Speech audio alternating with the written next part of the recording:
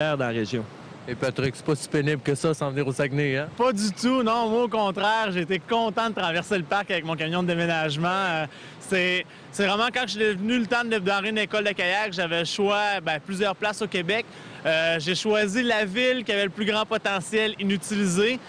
C'est le Saguenay. Ça ne revenait pas depuis 15 ans qu'il n'y avait plus rien. Donc, il y a eu de l'enseignement dans les années 80-90, mais depuis la fin des années 90, ça a été un peu stagnant, les athlètes ici. Donc, moi, je suis venu m'établir. Je me suis en plein centre-ville, un rapide. C'est sûr et certain que moi, je veux, après le travail, mettre mon kayak sur l'épaule puis pagayer. Fait que je suis venu ici.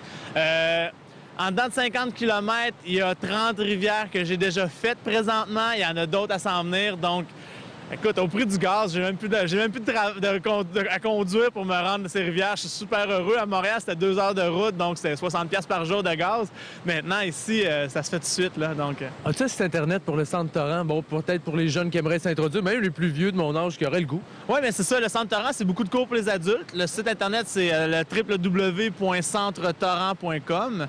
Et on se retrouve là-dessus. Il y a aussi toute l'information parce qu'on a 2 volets. On a le volet enseignement, le volet excursion. Tu n'es pas obligé d'avoir fait du kayak pour suivre les premières excursions aussi. Tu peux en faire pour une première fois. C'est plus d'eau calme avec quelques rapides, mais juste assez pour s'apprivoiser puis avoir la piqûre. C'est le but de l'organisme, dans le fond. Là. Il y a le club de la Rivière-au-Sable également. Oui, le club, là, c'est vraiment, nous, on regroupe tous les pagayeurs pour organiser des sorties, organiser des activités, des entraînements et tout. Donc, on est vraiment, là, c'est une gang.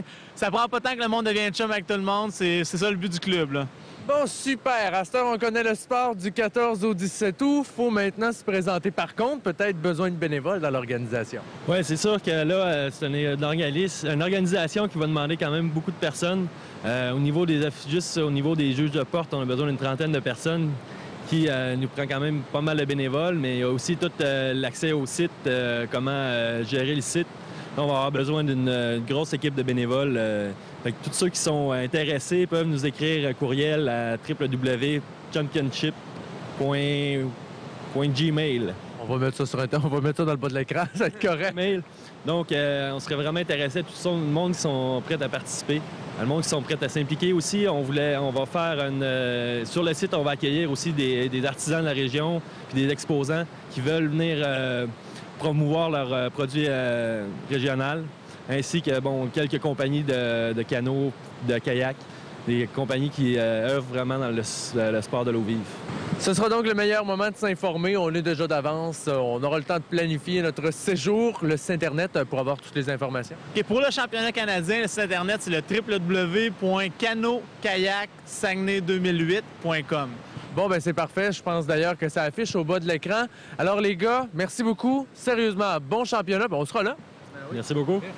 Ben oui, puis moi, pour un petit mot de la fin, rapidement, faites pas comme les pros internationaux qui ça leur a pris 5 ans pour découvrir la région, puis maintenant ils viennent depuis 5 ans. Venez donc essayer ça cet été? T'as bien raison, c'est vrai qu'on a une belle région pour ça. Et franchement, beau cours d'eau. Je suis impressionné ce matin, je suis bien content. Merci. Merci, on se revoit le 14.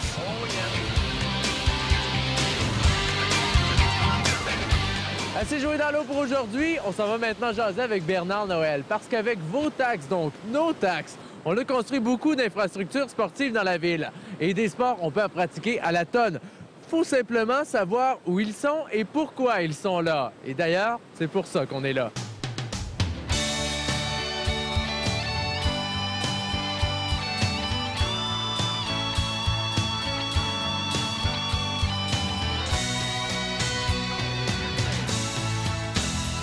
Comme la grande majorité des gens, peu importe la ville où est-ce que l'on habite, on trouve toujours qu'il n'y a